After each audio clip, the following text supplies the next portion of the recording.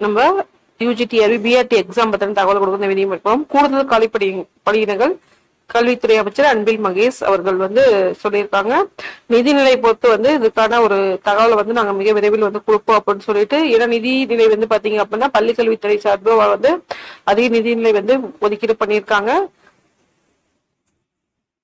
இன்று பள்ளி கல்வித்துறை அமைச்சர் திரு அன்பில் மகேஷ் பொய்யாமொழி அவர்கள் வேலூர் நூலகத்திற்கு வருகை புரிந்தார். அப்போது நான் அமைச்சரிடம் கடந்த 10 ஆண்டுகளாக எந்த ஒரு பட்டாத்திரை ஆசிரியர் பணி நியமனம் நடைபெறவில்லை. தற்போது ஆசிரியர் நியமன தேர்வு நடைபெற்று முடிந்தது. ஆனால் மிக குறைவான அளவில் தான் பணியிடங்கள் மட்டும் அறிவித்துள்ளார்கள். அது மேலும் அதிக காய்ப்பினை நிரப்ப வேண்டும் என்று வலியுறுத்தினார். அதற்கு அமைச்சர் அன்பில் அவர்கள் காய்ப்பினைகள் நிதி ஒதுக்கீடு செய்தால் பணியம் செய்ய முடியும் என்றும், கடந்த 4 நாட்களாக இந்த சம்பந்தப்பட்ட செய்திகள் தான் தன்னுடைய வாட்ஸ்அப் அப்பிற்கு வந்து கொண்டிருக்கிறது என்றும் பின்னர் மேலும் நிதித்துறை கலந்தாலோசித்து செய்வதாக கூறியுள்ளார். சரிங்களா? ஆக்சுவலா இந்த ஒரு இது பாத்தீங்கன்னா ஒரு வாட்ஸ்அப்ல ஒரு தகவல் கடந்த 4 நாட்களாக இந்த சம்பந்த செய்திகள் தன்னுடைய வாட்ஸ்அப்பில் வந்து கொண்டிருக்கின்றன அப்படின்னு சொல்லிட்டு அதை உங்களோட நான் ஷேர் பண்ணணும் அப்படின்றதுக்காக தான் இந்த ஒரு வீடியோ நம்ம மேக் பண்ணது.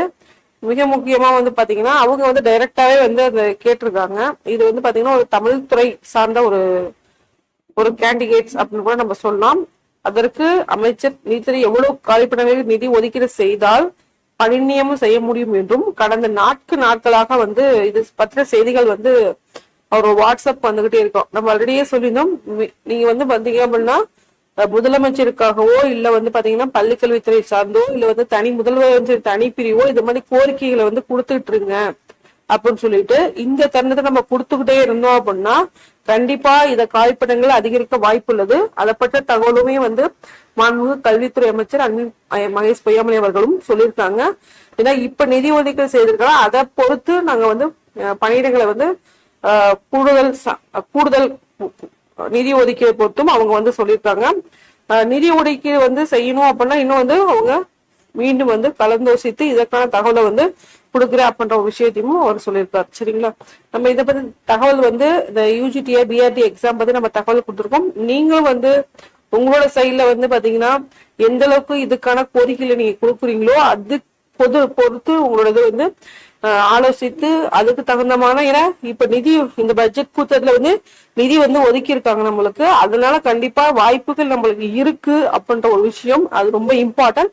சோ அதனால பாத்தீங்க அப்படின்னா எல்லாரும் அவங்களோட கோரிக்கைகளை நீங்க கொடுத்துக்கிட்டே இருந்தீங்கன்னா முக்கியமான பாயிண்ட் அதுதான் அவர் சொல்லியிருக்காரு. 4 நாட்களாக கடந்த 4 நாட்களாக பாத்தீங்க அப்படின்னா கோரிக்கைகள் அதிகப்படியமா வருது.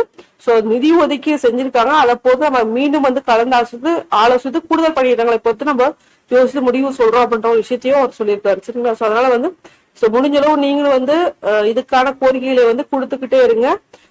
பள்ளிக்கல்வித்துறைக்கும் சரி, நீங்க அமைச்சர் அவர்களுக்கும் அதே மாதிரி மாண்புமிகு முதலமைச்சர் அவர்களுக்கும் உங்களோட கோரிக்கையை கொடுத்துட்டு இருந்தீங்க அப்படின்னா கண்டிப்பா நம்மளுக்கான காலிப்பிடங்கள் அதிகரிக்கும். காலிப்பிடங்கள் அதிகரிக்கும் பட்சத்தில் அதாவது பாத்தீங்கன்னா ஒரு 80 ரேஞ்சில இருக்க மார்க் இருக்கவங்களுக்கு எல்லாம் கண்டிப்பா வாய்ப்புகள் கிடைக்கும்.